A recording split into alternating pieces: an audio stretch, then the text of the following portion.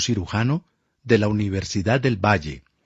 Se trata del doctor Raúl Salazar. Y el doctor Raúl Salazar, con esta crisis sanitaria que está viviendo el mundo, y por supuesto no somos ajenos nosotros los colombianos, tiene una postura que cuando lo escuché me puso a reflexionar. Y cuando compartí su postura médica científica, la repartí, la envié, la hice rodar, como diríamos uno coloquialmente, pues muchos quedaron sorprendidos. Es sencilla, pero tiene mucha lógica, está cargada de lógica, la postura del doctor Raúl Salazar, quien nos atiende ahora desde la ciudad de Cali. Doctor Raúl, buenas noches, bienvenido a Nocturno RCN. Gracias, Julián, buenas noches, ¿cómo están todos? Bien, sí señor. Lo dije bien, ¿no? Médico cirujano de la Universidad del Valle. Correcto. Doctor, usted ha venido, como médico que es, ha venido pensando, dándole vueltas a todo esto del coronavirus. ¿Cuál es su postura inicial para que la comparta con todos los oyentes de Nocturna de RCN dentro y fuera del país? Estamos a nivel nacional por más de 130 estaciones de este portento de radio que es RCN, la radio de Colombia. Doctor Raúl, usted dice que es inadmisible seguir enterrando a nuestros seres queridos, seguir soportando a los muertos por coronavirus cuando la medicina ya determinó a qué tipo de enfermedad y qué tipo de bicho es el que nos está atacando nuestra existencia. ¿Por dónde comenzamos, doctor? Esa postura suya, esa lógica suya para determinar de cómo combatir el virus COVID-19. Bueno, Julián, realmente lo que ha sucedido con el coronavirus es algo muy cambiante de un día para otro. Todo sucedió demasiado rápido. En cuestión de 6 meses sucedieron todas las tragedias mundiales en todos los países. Inicialmente, como todo era desconocido, inclusive el virus, pues hubo un planteamiento original en la China con base en unas pocas autopsias donde determinan que el virus generaba una neumonía y que la neumonía mataba a las personas, y entonces empezamos a analizar nosotros qué venía pasando, por qué iba a pasar, porque aún no llegaba a Colombia, pero ya empezaron a aparecer los muertos por miles en Italia, en España, y se analizaba que había un daño a nivel bronquial, a nivel alveolar, ocasionado por esa inflamación severa.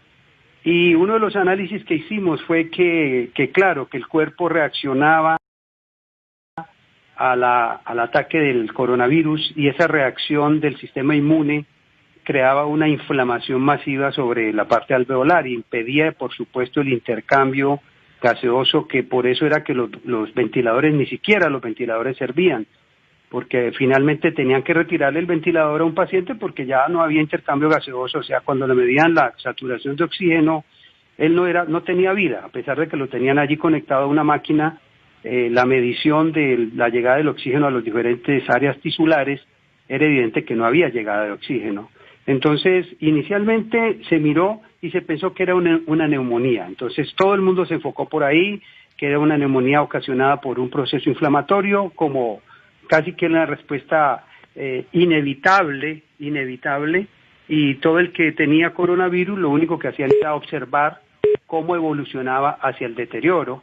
Se sabe claramente que más del 80% de las personas con coronavirus no hacen el proceso, pero ese 15% que lo hacía se asumía como una casi resignación. O sea, sabían que del 15% que se hacían sintomáticos, más o menos 3 de esos 15 pacientes se morían, y eso se tomó como algo muy normal y se dejó a todo el mundo a la expectativa, y simplemente se pusieron en observación confiando que ese no se complicara, y el que se complicaba iba a una unidad de cuidado intensivo y finalmente se moría. Entonces eso se quedó así, se murieron los miles en China, pasa el proceso a Italia, en Italia empiezan a morir por miles al día, en España por miles al día, se concluye que el bronquio y el pulmón se daña, que el alvéolo se daña, que el pulmón se vuelve fibrótico y que inclusive el que se recupera queda dañado y se está hablando solamente de una lesión a nivel respiratorio. Hasta ese momento todo el mundo habla de un virus respiratorio.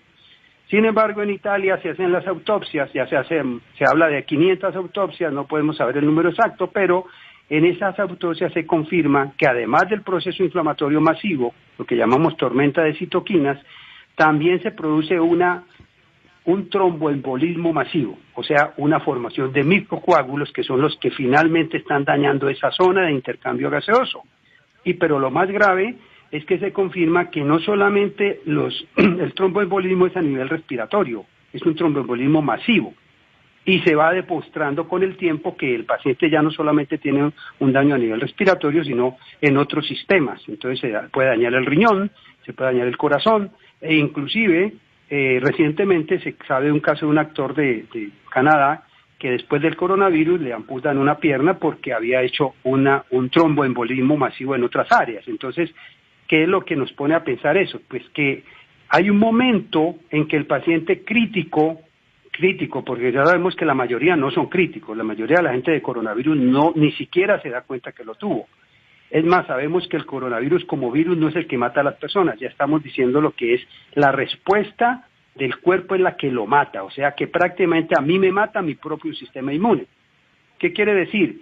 Que si ya con el tiempo se pagó con los muertos, ya los pusieron en Italia, en Francia, en Alemania, en España, en Estados Unidos, en México, en Ecuador, ya pusieron los muertos para lograr identificar el por qué la gente termina complicada y por qué se mueren.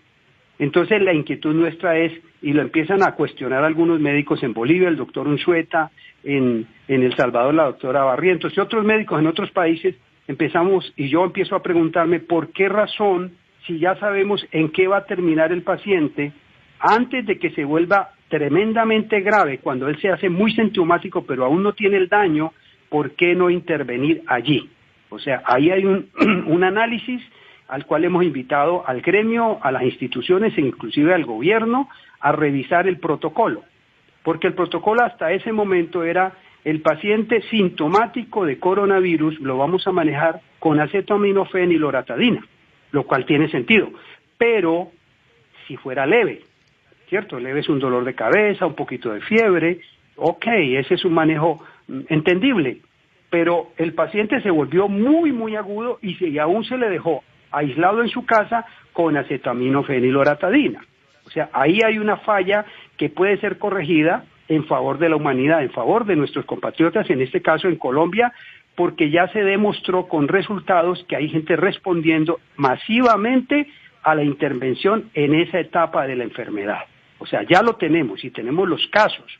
O sea, yo hice ese video que está ahora viralizado en las redes sociales, planteando dos inquietudes. La primera, ¿por qué razón hoy, después de haber demostrado cuál es la causa final de muerte, se sigue manejando el protocolo como cuando hace 6 meses no se conocía nada? Observación, acetaminofén y loratadina, eso no es tratamiento de nada.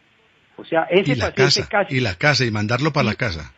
Mandarlo para la casa. O sea que prácticamente vamos a esperar lo mismo que esperaron los chinos, lo mismo que esperaron los italianos. Cuando los italianos empiezan a intervenir el paciente sintomático, se dan las altas masivas en Italia. Las altas masivas en Italia. Entonces, nosotros nos preguntamos, ¿por qué en Colombia no le tomamos la delantera a ese proceso antes de que pase a la fase grave?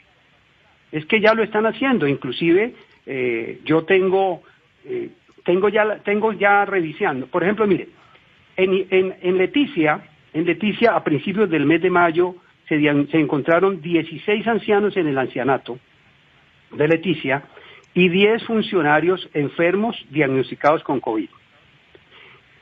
¿Cuál fue la conducta? La de siempre. Observación, aislamiento, acetaminofén. Si eso se hubiera dejado así, esos viejitos todos se habrían muerto, con absoluta seguridad. Pues el doctor Juan Carlos Velázquez, que fue alcalde de Leticia y que es médico y que en ese momento trabajaba y aún trabaja en la UPA, que así se llama, Unidad de Pronta Atención de Tabatinga, ahí al lado de Leticia, él viene al ancianato, yo ya hablé con los directivos del ancianato, viene al ancianato y le pide a la directora que consiga unos medicamentos que tienen que ver justamente con lo que nosotros estamos planteando, antiinflamatorios, antibióticos, corticoides. y le hace manejo a todos los pacientes y hoy absolutamente todos están sanos. No se murió un solo anciano. Entonces, inclusive, el cuestionamiento que hacíamos hoy, pues yo hablé con ellos hoy, es por qué las noticias se fueron allá, hubo un despliegue de la televisión. 16 ancianos con coronavirus, aquí todo el mundo dijo, no, pues va a morir toda la gente del ancianato. ¿Y por qué cuando se sanaron nadie dijo nada? O sea, ¿qué es lo que está pasando? Porque esa sanación fue producto de un manejo que no estaba dentro del protocolo. O sea, mi invitación es a luchar por la vida, al compromiso médico por la vida de nuestros compatriotas, en este caso de Colombia. Yo digo, ya murieron hoy, ahora vi las noticias, ya llegó el caso número 1000 de los muertos colombianos. Yo dije, bueno, ya paren ahí, se puede parar ahí, pero tiene que cambiar el protocolo. Porque el protocolo de observación, yo no conozco en 34 años de ejercicio profesional ninguna enfermedad que se cure con observación. No conozco la primera. Ninguna. Claro, todas doctor, claro. Sí. Doctor Raúl, médico, le he escuchado a usted decir que lo más importante para llegar a este mismo punto donde usted acaba de terminar su participación aquí, su intervención en este momento, esta primera parte, usted sostiene, dice, que lo más importante en la medicina para tratar a un enfermo es conocer la enfermedad, saber de la enfermedad. Y usted sostiene, Raúl Salazar sostiene, que ya se conocen todas las características de lo que significa el coronavirus COVID-19. Se conoce su estructura molecular, se conoce cómo está hecho, de qué está formado, si tiene grasa o no tiene grasa, y hasta de cómo combatirlo. Que no ha aparecido una vacuna, sí, no ha aparecido una vacuna. Pero usted dice que es un absurdo, sostiene usted, doctor Salazar, a ver si me lo confirma, que mientras esperamos la vacuna, se nos van a morir una cantidad de seres queridos y que eso es sencillamente injusto. Entre otras cosas, porque otra de lo que está determinado en esta enfermedad, que lo que produce es neumonía, y una neumonía es una infección, y esa infección muchas veces produce coágulos. Entonces lo que hay que darle de manera lógica a ese paciente es un anticoagulante, que lo conocemos de manera popular como la aspirineta o la aspirina para combatir los infartos. Entonces dice usted, pues eso ya está inventado. Entonces, ¿cree usted que un procedimiento tan sencillo como una aspirineta o varias aspirinetas para combatir esto, lo están ocultando porque van detrás de algo más grande que es la vacuna, de algo más grande que son procedimientos en unidades de cuidados intensivos? ¿Qué nos puede decir con respecto a eso? Bueno, yo pienso que hay un problema con el gremio médico y es la excesiva obediencia. Los médicos que hacen medicina privada generalmente no son tan obedientes porque tienen un compromiso más personal con el paciente y la familia del paciente. E inclusive, porque yo hablé hoy con una fisioterapeuta que trabaja en cuidados intensivos y ella me decía, mire, hay un compañero médico allá en la clínica que le dio coronavirus. Ya sabemos que se han muerto algunos, pero ese médico ya le hicieron todos los manejos con antiinflamatorios, antibióticos y corticoides y ya está mejor. O sea, el protocolo se establece, se determina y se respeta en forma, discúlpeme para mis colegas, en forma irresponsable. A mí me llamó un médico de la Universidad del Cauca, docente de allá, a darme un tremendo regaño hace 3 días, 3 noches, el viernes en la noche. Me dijo que yo era un irresponsable porque estaba mandando a la gente a automedicarse y porque habían unos protocolos. Le dije, esos protocolos que ustedes están usando fueron usados hace 5 meses y fueron demostrados como erróneos. O sea, no puede ser que vamos a usar los protocolos de hace 5 meses cuando en 5 meses todo cambió. Allá, hasta lo que está diciendo Julián, hasta la evidencia de por qué se muere la gente ya cambió. Ya hay una evidencia clara.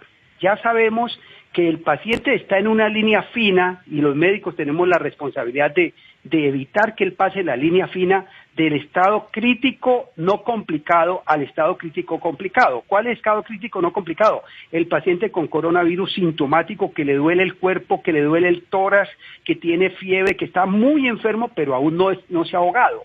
Entonces, es muy triste a raíz de esta viralización de ese video que se me ha vuelto todo un mundo interesante. Yo, gracias a Dios, tengo muy buena actitud, pero es bien complicado porque me han insultado, me han dicho de todo, los colegas me han insultado como usted quiera, y entonces también me ha llamado gente a contarme. Entonces, por ejemplo, me llama una señora de Bogotá y me dice, doctor, estoy yo, mi esposo y mis 3 hijos agudamente enfermos, mi hermana aquí a media cuadra y su esposo en la cama muriéndonos, y la EPS nos dice que si las uñas se nos ponen moradas, que si los labios se nos ponen azules o morados, y que si se nos hunden las costillas, ahí sí nos recogen, ahí sí nos dan otro tratamiento. Yo digo, Dios mío, ¿esto qué es? O sea, el famoso protocolo que ya no funciona y se tiene que seguir usando. ¿Por qué razón? O sea, no sé, quiero pensar en intereses de ninguna clase. Yo pienso en la humanidad y en el compromiso médico por la salud y la vida de las personas. Entonces esta señora me llama y me dice eso, y me dice, vea doctor, como yo vi el video, que entre otras cosas lo viralizó otra persona que ni conozco en Facebook, me dice, yo vi el video, entonces yo ahí mismo me fui para la farmacia y le conté a la de la farmacia, y ella ya me vendió unas cosas de las que usted como que menciona allí, y yo ya me las empecé a tomar con mi esposo y mis hijos. Oiga, y el día sábado me llama por la mañana y me dice, doctor, amanecimos totalmente aliviados. Todos estamos sanos. Increíble. Unos cuantos antiinflamatorios, se usó un antibiótico allí, por razones que están explicadas en toda la experiencia clínica que ya está demostrada, y un corticoide, y de un día para otro estaba mejor. La fisioterapeuta que me cuenta aquí en Cali, que unos amigos muy cercanos, 2 están muy graves, sintomáticamente muy comprometidos, y que el papá fue el primero que le dio coronavirus, y que el papá lo dejaron en observación con acetaminofén y loratadina hasta que se complicó, y hoy está en la UCI esperando para quitarle el respirador porque no respondió. Entonces los 2 hijos esperando para morirse, o sea, familias enteras a morirse por un protocolo basado en la observación. Yo no entiendo eso qué es. Yo como médico todos los días Dios mío, ¿esto qué es? Un absurdo. Vamos a respetar un protocolo que no sirve, pues que lo cambien. Mire, esos 2 muchachos, la fisioterapeuta que trabaja en cuidados intensivos, me dijo, tienes toda la razón, mira, yo ya me fui para donde ellos porque los quiero mucho, son mis amigos, y ya les llevé lo que tú sugieres. Y hoy hablé con ella y ya están aliviados los 2. O sea, Leticia lo demostramos en Bogotá, lo mostramos en Cali. Mire, nomás el caso de la cárcel de Villavicencio, 800 contaminados positivos COVID. ¿Por qué ninguno se murió?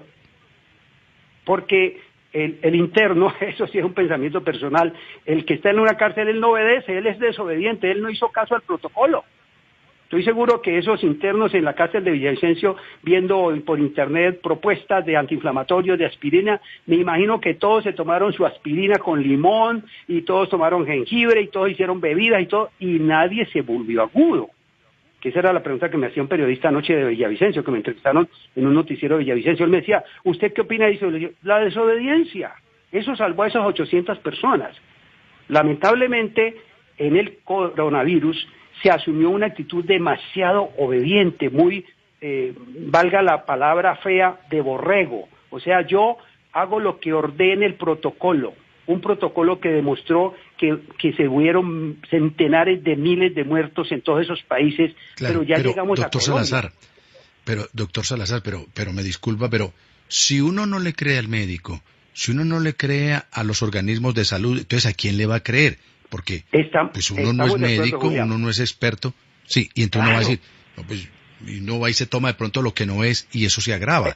Pero, por supuesto, pero eso, ¿usted qué es lo que propone entonces? Yo lo que propongo es que la gente apriete, en el buen sentido de la palabra, en los sistemas de salud. Por ejemplo, y lo digo en el video, y eso ofendió a muchos médicos, y por eso me han llamado a decirme cosas bien feas. Yo digo al final del video, si su médico lo manda a observación con loratadina, acetaminofén, cambie de médico. Y eso los tiene súper sentidos.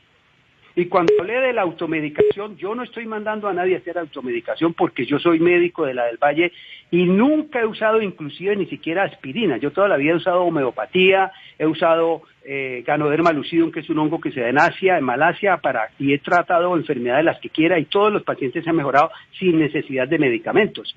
Y en este o sea, momento, medicina biológica. Sí, yo soy médico alternativo hace 34 años, pero entonces cuando yo veo que la gente se está muriendo sin sentido, yo digo, un momentico, a ver. Voy a una farmacia la semana pasada a comprar una cremita para la piel y me pongo a charlar con el farmacéutico. Y mientras charlo con él, veo que llega un señor y le dice, vea, véndame una bomba para la gripa. Eso en el mundo entero y en América Latina sí que se usa. Y el farmacéutico le dio una bolsita con 4 cápsulas diferentes. Yo me quedé pensando y yo dije, a ver un momentico, la gente se ha automedicado toda la vida para todo, para la indigestión, para la gastritis, para la griera, para el dolor de la rodilla, para la gripa, para todo, y están pasivos frente a la observación pasiva para morirse. ¿Qué es lo que le está pasando a nuestra comunidad? Me pregunté yo ese día. Claro, pero doctor Salazar, qué pena cortarle, pero es que el tiempo se nos va agotando. Sí, tranquilo. De manera concreta, el médico cirujano de la Universidad del Valle, Raúl Salazar, ¿qué es lo que propone por el momento para combatir el virus que nos ataca? Bueno, yo no propongo nada para combatir el coronavirus, porque no lo estamos combatiendo. Yo propongo que la gente tome una conducta más activa frente al riesgo de complicarse y morirse. ¿Cómo se hace? 1, hable con su médico. 2, rételo. 3, si él no compromete con nada, le va a tocar, lamentablemente, acudir a la automedicación, con la que no estoy de acuerdo. Pero ya está demostrado, ya se demostró, el doctor Unzueta en Bolivia tiene miles de casos mejorados con lo que yo llamo el tiro de escopeta, que a mí no me gusta, pero que la gente lo está usando. Pero doctor, pero para no desorientar a la gente que vaya y coja una penicilina o vaya y coja, yo me estoy automedicando, pero más Claro. o menos para orientarlo, ¿debe eso apuntarle a qué? ¿A la aspirineta? ¿Debe apuntarle a qué? Por ejemplo, si una persona se toma unas aspirinas al iniciar, obviamente que no sea alérgico a la aspirina, que no tenga riesgo de sangrado, todo eso la gente ya se conoce, ya sabe cuáles son sus situaciones. Si la persona se toma una aspirina que toda la vida la han tomado, de entrada está ayudando a frenar la primera fase de la coagulación, de entrada. No quiere decir que el tratamiento, porque ya en la UCI le ponen heparina, ¿cierto? Pero si él se toma una aspirina, frena la primera fase de la coagulación, ayuda a que el proceso no siga tan rápido. Si va y se toma un antigripal que tiene ibuprofeno, que tiene un vasoconstrictor, que ayuda a ventilar mejor, todas esas cosas que las han tomado toda la vida, puede salvar su vida. Que esto debería salir de la medicina, de los médicos, de las instituciones. De ahí era que debía salir la conducta. Porque a mí me han señalado y me han llamado a decirme cosas bien desagradables. Le digo, entonces cambien el protocolo. ¿No es que se le está muriendo a la gente? Cámbienlo ya. Porque nosotros los médicos, Julián, vea, nosotros toda la vida, los médicos, cuando hemos atendido a un paciente que tiene riesgo de complicarse, siempre lo hemos cubierto. Ese es el término médico. Lo cubrimos con un antibiótico. El que operan de una cirugía X, siempre los médicos le mandan un antibiótico para evitar una infección. Siempre se ha hecho. Nadie lo dejan así a la buena de Dios, a ver si de pronto no se nos complica. Por seguridad siempre se cubre el paciente. En este caso deberían tener esa misma conducta. Ya saben a dónde termina y está muy agudo. Cúbranlo. Esa es mi invitación. Claro. Doctor Raúl Salazar, pues me están escribiendo mucho de cómo lo pueden contactar. ¿Cómo lo encuentran a Raúl Salazar? Bueno, me pueden buscar en las redes sociales por @RaúlNet22. ¿Raúlnet? @RaúlNet22, y le voy a dar un número porque el número que yo siempre uso ya se colapsó. En este momento tengo 1100 mensajes en WhatsApp sin poder contestar porque no alcanzo. Entonces sí, voy a darles otro número que tengo, por si acaso alguien quiere escribirme. Yo les voy a ir contestando a todos de a poquito, porque ya hay gente que me han llamado de otros países a decirme, aquí yo no puedo usar nada que no esté medicado, entonces me toca orientarlos. Entonces voy a decirle otro número, a ver si el que quiere escribírmelo, me imagino que me lo van a reventar también. 304-142-6327. Bueno, lo acabo de apuntar, doctor. Entonces, listo, Julián. El teléfono móvil celular en la ciudad de Cali, del médico cirujano de la Universidad del Valle, el doctor Raúl Salazar. ¿Usted Salazar qué, doctor? Restrepo. Raúl Salazar Restrepo.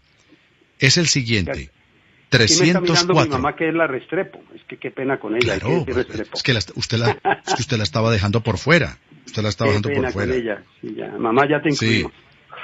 Pero claro. Y yo la estoy cuidando, o sea, yo vengo aquí y me voy pidiéndole a Dios que no me le dé coronavirus, pero ya tengo Dios en la santo, mesa claro. listo todo. Yo ya tengo todo listo. La aspirineta y todo lo que usted dice. Todo. Ahí está listo en mi mesa. Bueno, entonces eso no vale casi nada. Vamos con el número telefónico del doctor Raúl Salazar Restrepo en la ciudad de Cali. 304 142 6327. Repito, 304 142 6327. 304 142 6327. Raúl Salazar Restrepo. Doctor Raúl, pues un abrazo, muchas gracias por dejar oír su voz, su concepto y su postura aquí en Nocturna de RCN. El doctor Salazar dice, hay que cambiar los protocolos, porque se nos está muriendo la gente, lo que quiere decir que no son efectivos. Esto tiene una solución de pronto más sencilla mientras aparece la vacuna y vamos experimentando, pero por el momento desobedecer, dice el doctor, lo que se está estableciendo porque no es claro. Es la primera vez como médico en 34 años, dice el doctor Raúl, que observo que una enfermedad se combate con la observación. No, señores, hay que ser más proactivos. Y para eso está la aspirineta, los antipiréticos, los corticoides, y eso puede ayudar a combatir este bicho que nos lleva patas arriba.